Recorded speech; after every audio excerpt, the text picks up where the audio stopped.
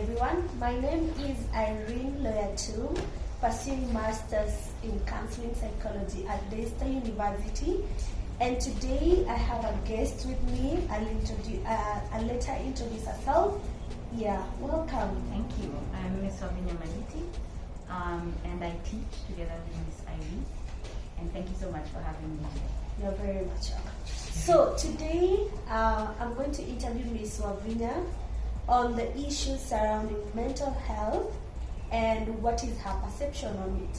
So, Miss Wavinya, when you hear someone talking about mental health or mental illness, what do you understand or what comes to your mind? First, I personally don't like the term mental illness because I believe we all have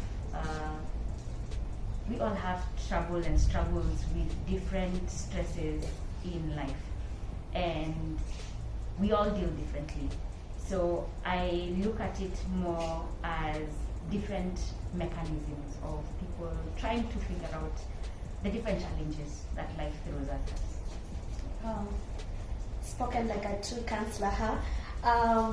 Thank you so much for that feedback. I think mental health is such a subject that is not well advertised or well spoken about, especially in an African community, with our upbringing and cultural and religious beliefs.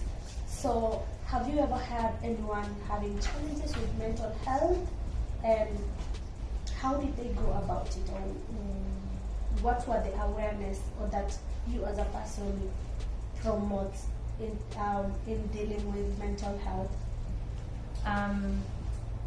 Yes, I have had experience with having both friends and close family members dealing with different mental health challenges. I'd like to say that not much is spoken about it, and I think that is a great disservice. I personally had to learn a lot of things through experience dealing with trying to help these different family members and friends through their struggles. I also learned a lot about how there are different and varied conditions that surround our mental health. And I believe we don't have to be only counselors to assist and to guide and to even just be there for people who are struggling in different ways.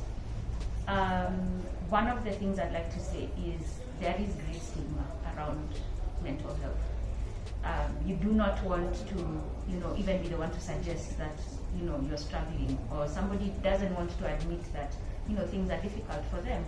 And like you rightfully pointed out, the way we are brought up, our cultural background, our religious background, don't offer us much in the way of support concerning these issues. However, I feel like this is not an individual struggle, it's a societal struggle.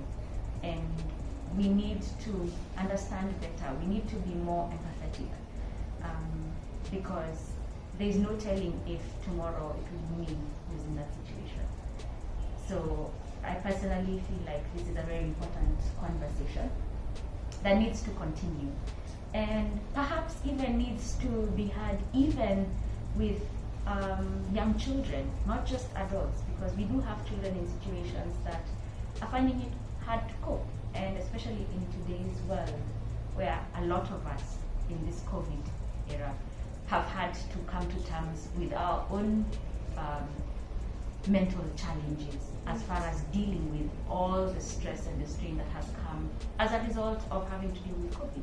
Whether we've gotten COVID or know people who died from COVID, or known family and friends who've gotten it and recovered, or who are still in hospital currently, or even just as ourselves. I mean, like, I personally during lockdown was at the verge of depression. I was a new mom. I had the stress of work. I had the stress of trying to figure out how financially things were going to work. It's not easy. It's not easy, and I think I applaud you for doing this, because I think it's something that we should encourage, and we should go out of our way to even, just get people to understand and to appreciate. Wow, thank you so much, Ms. Wavinya. I have one more question to ask you, because I had you mentioned that it's a societal thing. It's not just one person thing. Do you think that they are not aware of what they're doing, especially in terms of stigmatizing? One, definitely awareness needs to be raised. So there are those who genuinely don't know that what they say is hurtful or is more aids more in terms of affecting somebody's mental illness. But then there are those who just choose to ignore it. There are those who know they've experienced, but there's a sense of denial that it is not to me, or why can't you just deal with your own problems type of attitude. And that mental illness is a foreign thing, it's a European thing. I mean, we don't talk about our problems. But the truth is, we are social beings. Human beings are social beings. We need to discuss things, we need to talk about things, we need to express ourselves. And especially when things are hard, we need to find avenues that are healthy, that are allow us to process these different things and challenges that we are getting around us. Thank you. So is it safe to say treat everyone with kindness every single day, because you never know what someone is going through? Indeed. The grass may look green on the other side, but you do not know what that person has gone through to be where they are. Or you do not know what they're currently going through, even though they look like they have it together. So definitely, be kind to the next person. You do not know what they're going through, and you've not walked a mile in their shoes for you to understand what it is exactly they're trying to deal with. Thank you very much, Ms. Wavinya, for that.